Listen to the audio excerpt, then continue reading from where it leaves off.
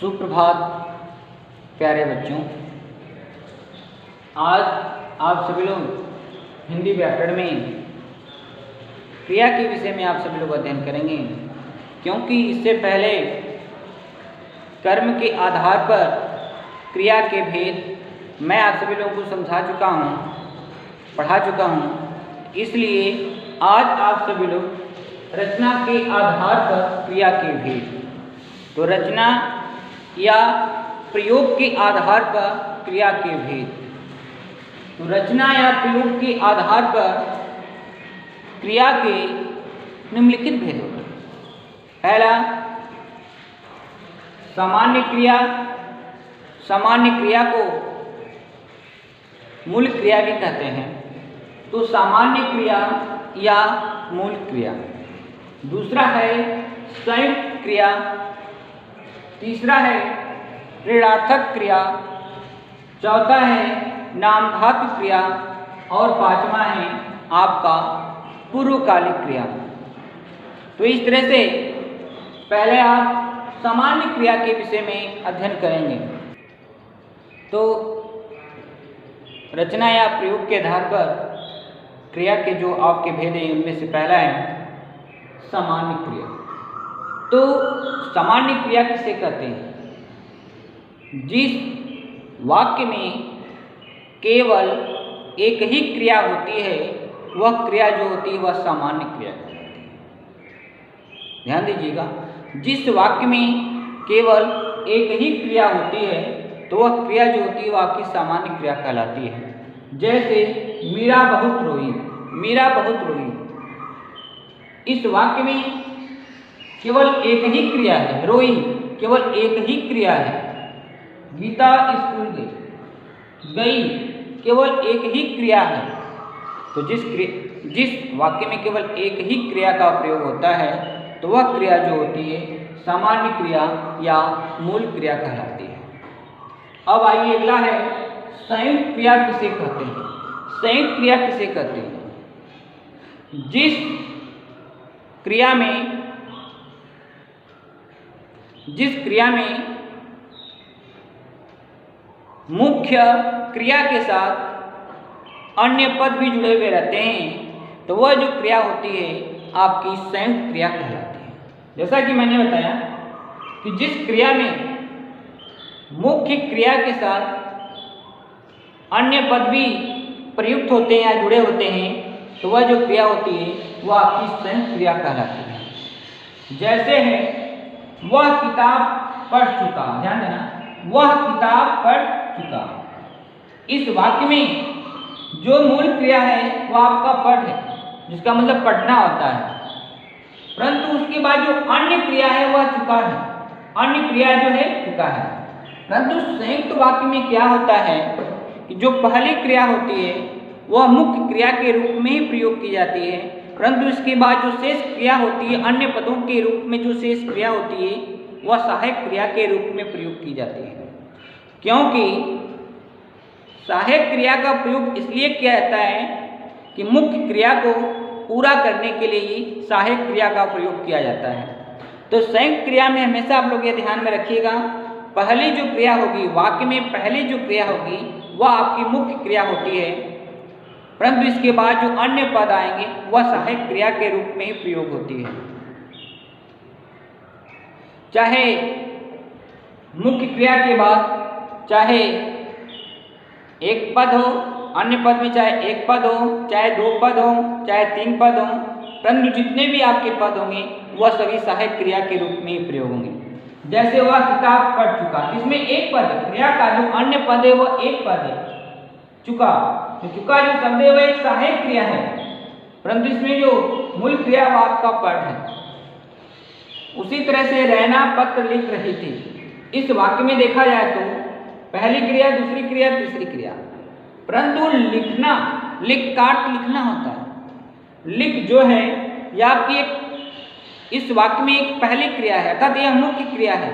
इसके बाद जो रही और है यह एक सहायक क्रिया के रूप में प्रयोग हुई। तो संयुक्त क्रिया का मतलब ये होता है जिस क्रिया में क्रिया के मूल शब्दों के साथ यदि अन्य क्रिया के अन्य पद भी प्रयुक्त होते हैं तो वह जो क्रिया होती है वह आपकी संयुक्त क्रिया होती है या संयुक्त क्रिया कहलाती है। अगला है आप सभी लोगों का प्रेरणार्थक क्रिया।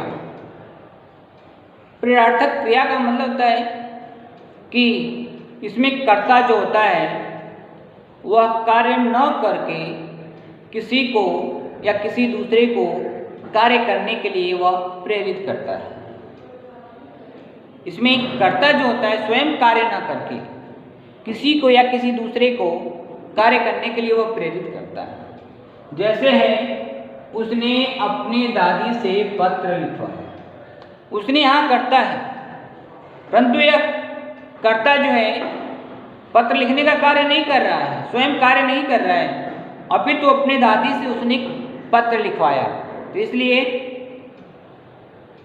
जिस क्रिया में कर्ता स्वयं कार्य न करके किसी कार्य को करने के लिए प्रेरित करता है तो वह क्रिया जो होती है वह आपकी प्रेरणार्थक क्रिया कहलाती है।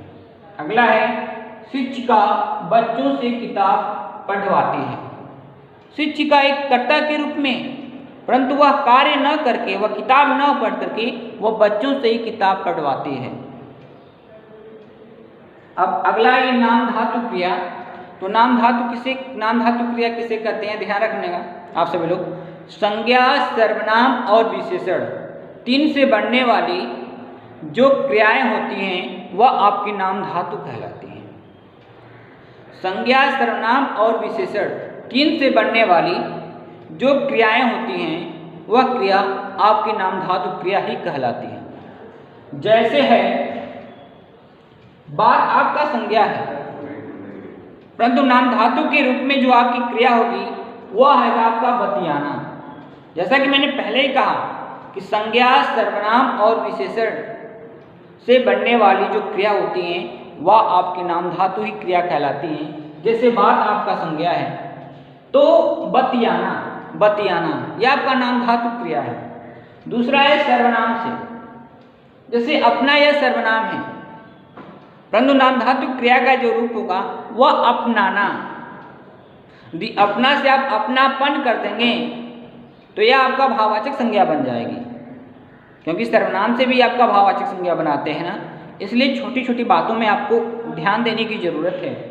जैसे अपना है तो अपना पन जो होगा वह आपका भाववाचक संज्ञा होगी, अपना से जो आपकी नाम धातु क्रिया होगी अपनाना। अगला है विशेषण से नाम धातु आपकी क्रिया। जैसे यह आपका गरम है, जैसे आपका गरम है तो जो इसकी जो आपकी क्रिया होगी, जो नाम धातु क्रिया होगी, जैसे आपका होगा गरमाना, गरम से गरमाना आदि आपकी एक नाम धातु क्रिया होगी। तो इस तरह से संज्ञा, सर्वनाम और विशेषण से बनने वाली जो क्रियाएं होती हैं वह आपकी नाम धातु क्रिया कहलाती हैं। आइए अब पूर्वकालिक क्रिया। पूर्वकालिक क्रिया, पूर्व शब्द का जो अर्थ है पहले, पूर्व शब्द का जो अर्थ है वो पहले, तो पूर्वकालिक क्रिया किसे कहते हैं? तो ध्यान रखिएगा, मुख्य क्रिया से पहले जो क्रिया होती है, मुख्य क्रिया से पहले जो क्रिया होती है वह जो क्रिया होती है आपकी पूर्वकालिक क्रिया कहलाती है। जैसे है वह हाथ मुंह धोकर खाने बैठ गई, वह हाथ मुंह धोकर खाने बैठ गई। इसमें जो आपकी पूर्वकालिक क्रिया है वह है कि धोकर खाने बैठ गई। इससे पहले एक कार्य हुआ है, खाने बैठ गई, इससे पहले एक कार्य हुआ है, वह कार्य क्या है? धोकर, मतलब धो करके, यह आपकी क्रिया है। तो यह ध्यान रखिएगा। और पूर्वकालिक जो क्रिया होती है वह हमेशा भूतकाल में ही होती है, क्योंकि मुख्य क्रिया से पहले यह कार्य होता है, इसलिए पूर्वकालिक क्रिया हमेशा भूतकाल में ही होती है, हमेशा भूतकाल में होता है। जैसे मोहन नहाकर विद्यालय जाता है, मोहन नहाकर विद्यालय जाता है। तो विद्यालय जाने से पहले उसने एक कार्य किया है, वह है नहाने का। तो मुख्य क्रिया से पहले जो कार्य होता है वह आपकी पूर्वकालिक क्रिया होती है, और पूर्वकालिक क्रिया की यह विशेषता होती है कि वह क्रिया हमेशा भूतकाल में ही होती है, उसके बाद ही दूसरी क्रिया की जाती है। जो दूसरी क्रिया की जाएगी वह आपकी मुख्य क्रिया होगी, परंतु उससे पहले अर्थात भूतकाल में जो क्रिया होगी वह आपकी पूर्वकालिक क्रिया होगी। तो इस तरह से क्रिया के जो भेद, कर्म के आधार पर जो भेद और रचना या प्रयोग के आधार पर जो भेद मैंने आप सभी लोगों को एक करके बता दिया। तो इस तरह से आप सभी लोग अपना ध्यानपूर्वक अध्ययन कीजिएगा। तो आज का दिन आप सभी लोगों का मंगलमय हो।